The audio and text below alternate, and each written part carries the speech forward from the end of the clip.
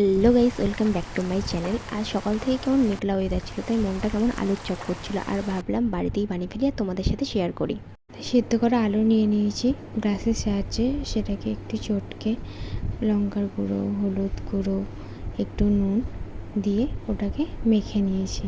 তারপর একটা শুকনো খোলায় জিরে আর লঙ্কাগুলোকে ভেজে ওটা গুঁড়ো করে নিয়েছি, আর এদিকে কাঁচা বাদামগুলোকেও একটু ভেজে নিয়েছি। তারপর কড়াইয়ে তেল দিয়ে আগে থেকে কেটে রাখা পেঁয়াজ কুচি দিয়ে দিয়েছি। তারপর একটু নেড়ে চেড়ে নিয়েছি।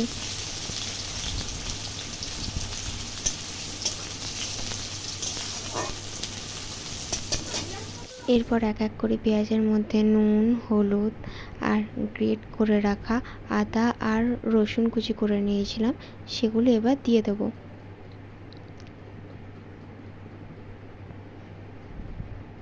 দেখো, সেটা দিয়ে এবার মশলাটা কষানো পর্যন্ত ওয়েট করবো আমরা।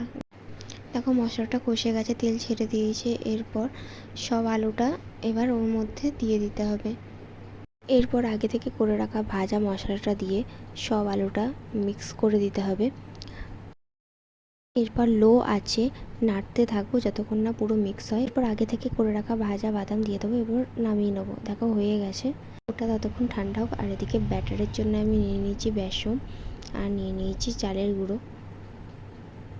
তারপর ওর মধ্যে এক এক করে হলুদ, তারপর নুন দিয়ে ব্যাটারটা এবার তৈরি করে নেব।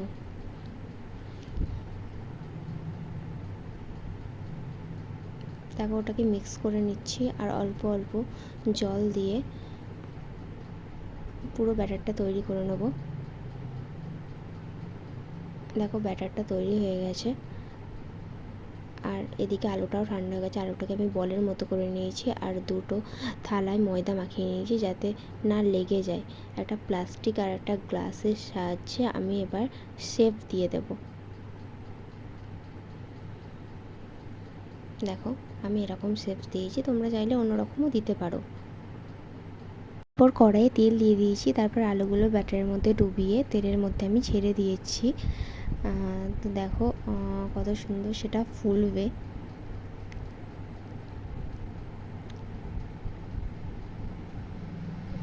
তো এরকমই ফুলেছিল। দেখো, আমার আলুর চপ হয়ে গেছে। আর এদিকে আমি চা বসিয়েছি। একটু সন্ধ্যেবেলা চা না হলে জমে বলো? আর সন্ধ্যেবেলা মুড়ি, আলুর চপ আর চা, দারুণ কম্বো। আমার তো খুব ভালো লাগে। তোমাদের কেমন লাগে কমেন্টে কিন্তু লিখতে ভুলো না। রেসিপিটা ভালো লাগলে লাইক, কমেন্ট, শেয়ার আর একটা সাবস্ক্রাইব করে দিও। টাটা।